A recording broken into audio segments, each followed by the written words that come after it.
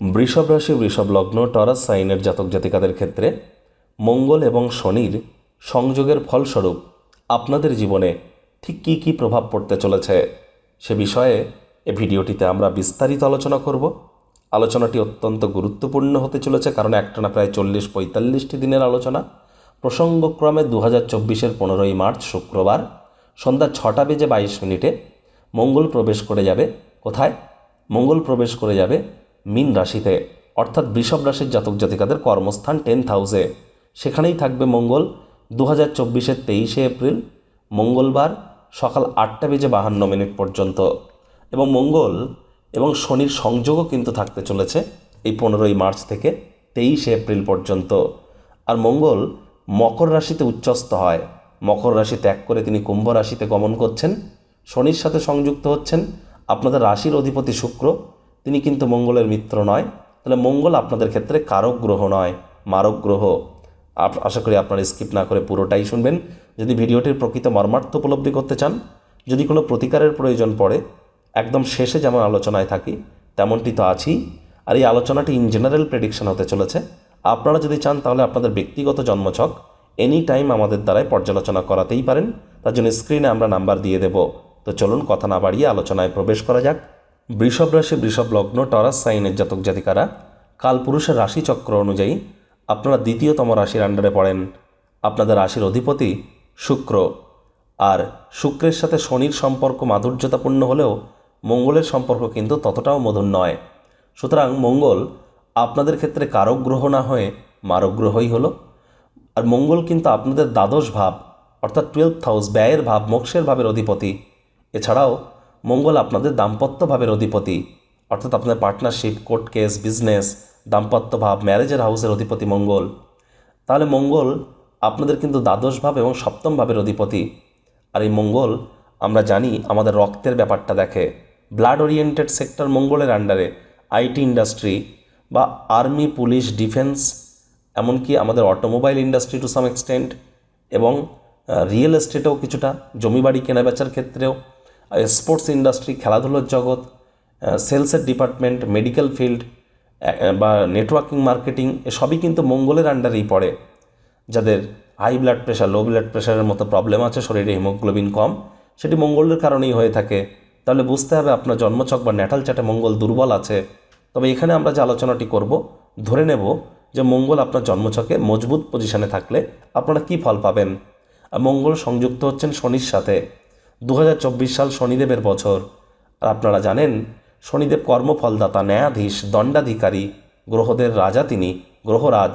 আর মঙ্গল গ্রহদের সেনাপতি, সবসময় যুদ্ধের মোডে থাকে। আর দেখুন শনি কিন্তু oil, leather, fuel, gas, iron, machineries, engineering ইন্ডাস্ট্রির কিন্তু অধিকর্তা।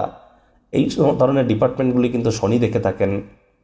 মঙ্গল এবং শনির সংযোগের কারণে ট্রান্সপোর্ট ইন্ডাস্ট্রিতে যারা আছেন বা যারা যানবাহন এই ধরনের সেক্টরে আছেন তাদের জন্য সময়ের সুযোগ দুর্দান্ত ভালো। এ সময় কিন্তু মঙ্গল 10th হাউসে বসে আছেন আপনাদের।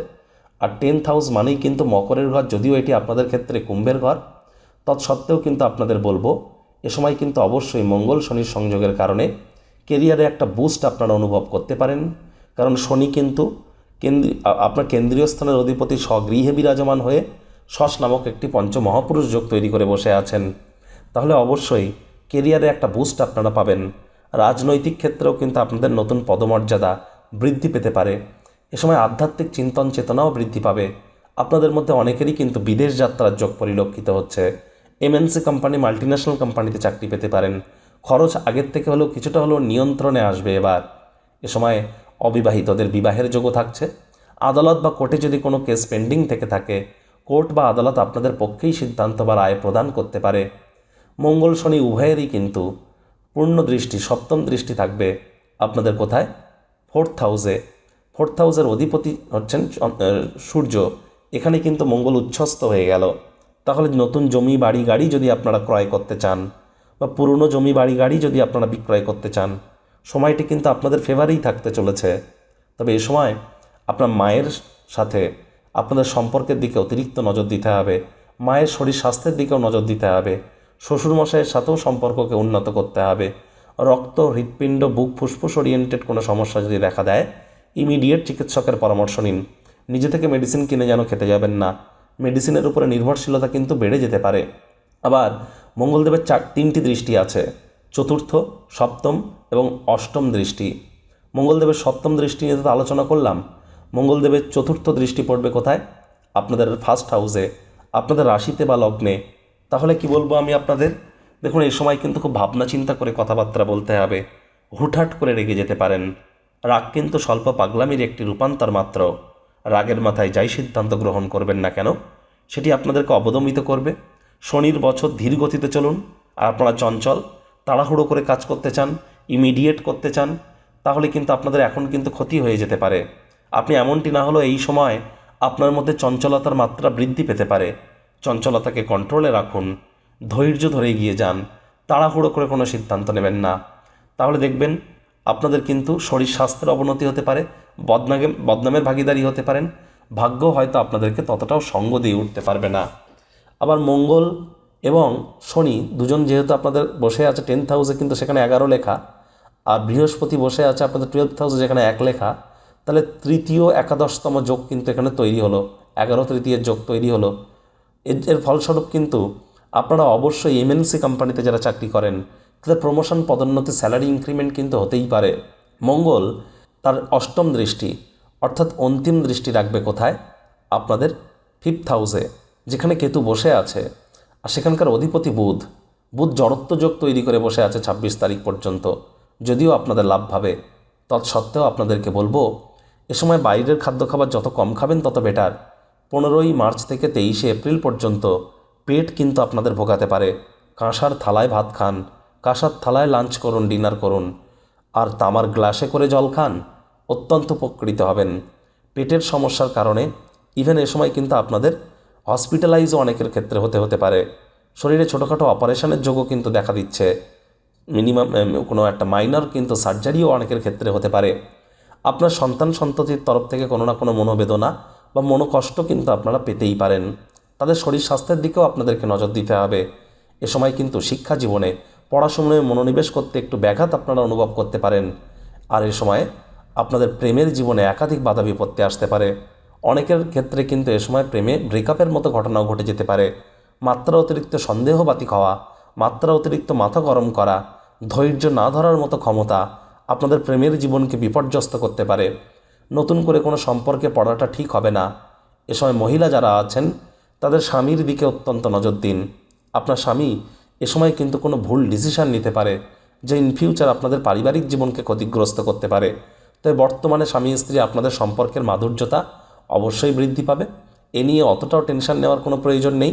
ছোটোখাটো বাক্য বাদন বিবাদ যেমন লেগে থাকে তেমনটা থাকতেই পারে, তবে শেষমেশ কিন্তু আপনারা সামলেও নেবেন। এই সময় লাভ ম্যারেজের জন্য সময় একদমই ভালো নয়। প্রেমিক প্রেমিকা যুগল আপনাদের সম্পর্কের ক্ষেত্র নিয়ে পিতামাতার সামনে, সমাজের সামনে এক্ষুনি প্রকাশ্যে আসা কিন্তু ঠিক হবে না।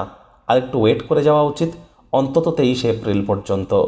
প্রতিকার স্বরূপ আলোচনা করতে গিয়ে আপনাদেরকে বলবো, মঙ্গলের বীজমন্ত্র ওম ক্রাং ক্রিং ক্রং সভমায় নমঃ। সকাল দুপুর সন্ধ্যা 3 বেলায় 108 বার করে জপ করুন। না পারলে 21 বার করে, যদি পারেন তো দিনে যে কোনো একবার অন্তত 108 বার জপ করুন না, অত্যন্ত উপকৃত হবেন। প্রত্যেক দিন মাটিতে একটু পা রাখতে ভুলবেন না, ডাইরেক্ট মাটিতে। আমি কোনো ফ্লোর বা কোনো কিন্তু মেঝের কথা বলছি না, ডাইরেক্ট মাটিতে বলছি। পা রাখার সময় একটু চেক করে নেবেন আপনার 2 নাসিকারন্ধ্রের মধ্যে কোন নাসিকারন্ধ্র বেটার কাজ করছে। যদি ডান নাসিকারন্ধ্র বেটার কাজ করে, দিনের প্রথম পাটা ডান পা রাখুন। যদি বাম নাসিকারন্ধ্র কাজ করবে যেদিন, সেদিন প্রথম বাঁ পাটা রাখুন।